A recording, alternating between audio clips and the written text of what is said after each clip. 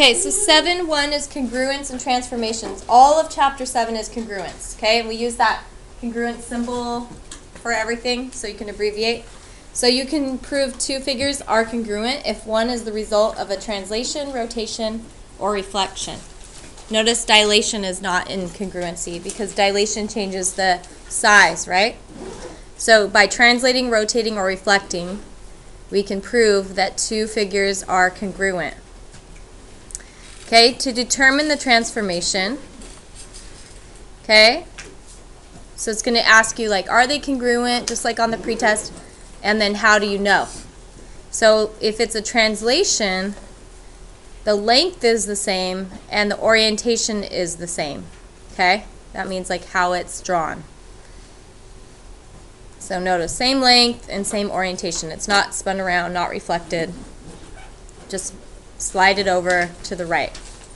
So that's the translation. What is this a Transformations are all four things, right? That were on the board that whole time. I'm Okay? So transformation is how it's changing. Translation is the slide. Oh yeah, Okay? So if it's just being translated, the length stays the same and the orientation is the same.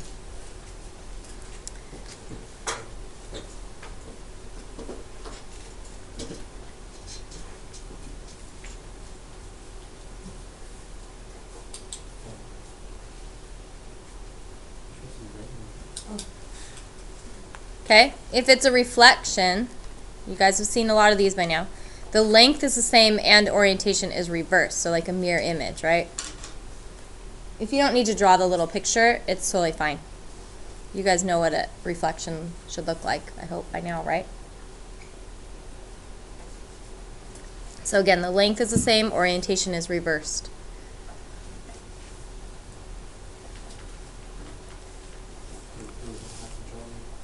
You don't have to unless you want a little picture, then you could draw it. And then the last one is rotation, right? So should the length stay the same on the rotation as well? Yeah. Yeah. So the length's the same, the orientation has changed. So that's that one.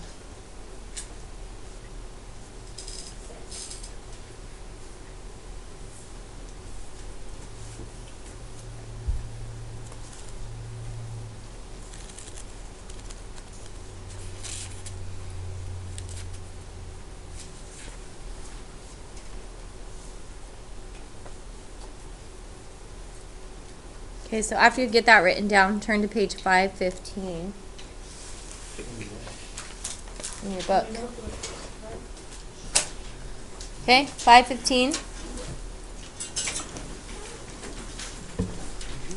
We're just going to look at 11 and 12 because they're pretty simple.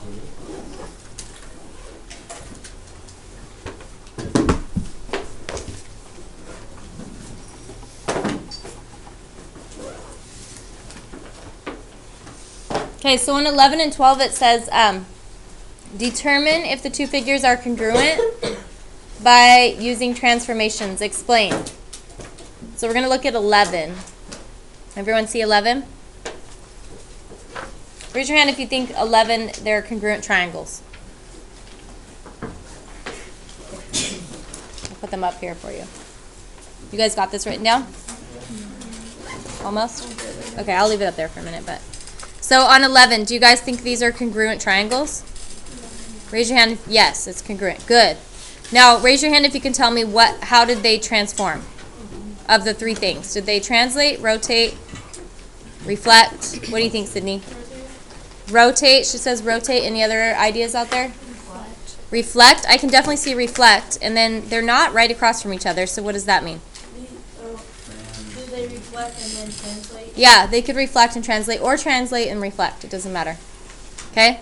So for that one, I would say they did reflection and translation.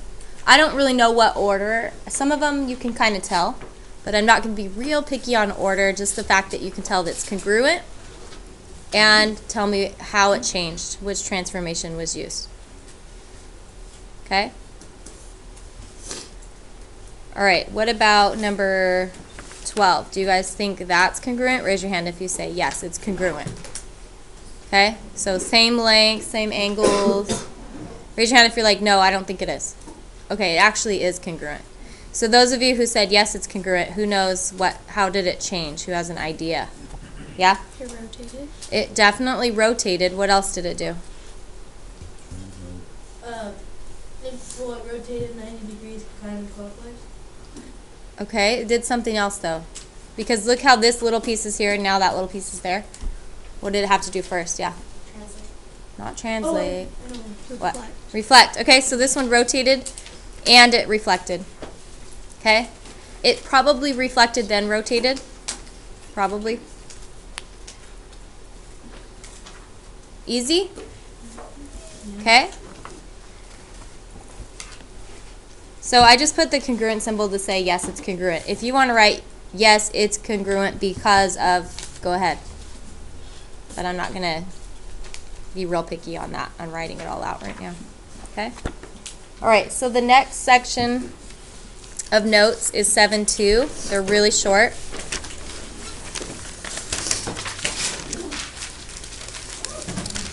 Okay? So this deals with corresponding pairs. Corresponding pairs. So it's titled congruence, but it's really just looking at corresponding pairs of congruent figures.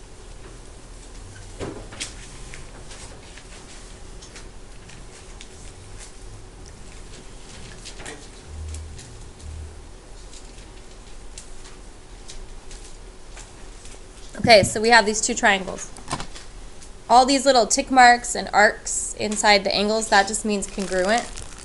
And I'll explain that more after you guys draw it.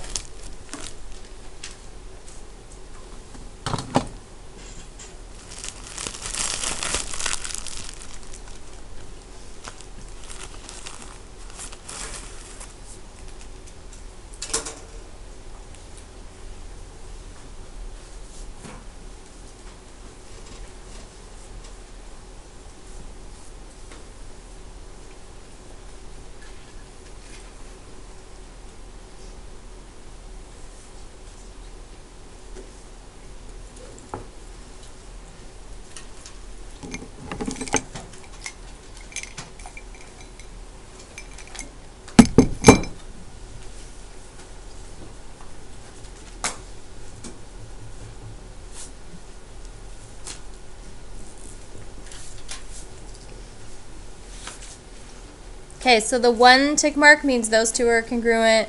One arc, those two are congruent. Two tick marks, those two. Do you guys get it? Three tick marks, those sides are congruent. Two arcs, those are congruent. So this is how we write these congruent statements. So first we can say that triangle ABC is congruent to triangle DEF. That's like our first statement. And then we go and we do all the angles. We pick the angles that are congruent. And then we pick the sides or the line segments, okay? So this is how you write everything out. You write the angles that are congruent and the sides that are congruent. Okay, and those are just called corresponding parts. I'll let you guys get that written down.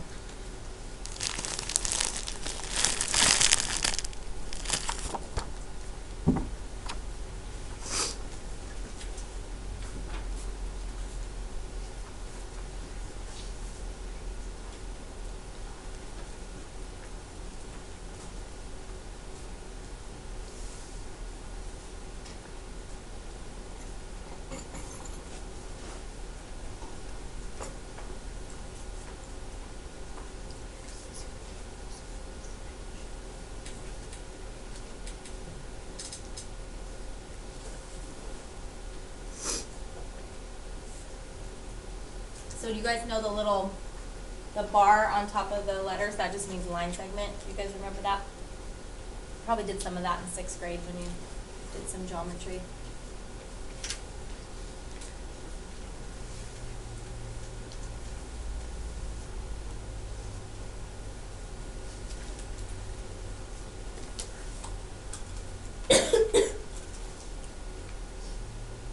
So next year when you guys are in high school, you're going to expand on this idea even more. Right now it's just kind of giving you the basics, like what's congruent, and then next year you'll learn like the properties and the proofs of why it's that way.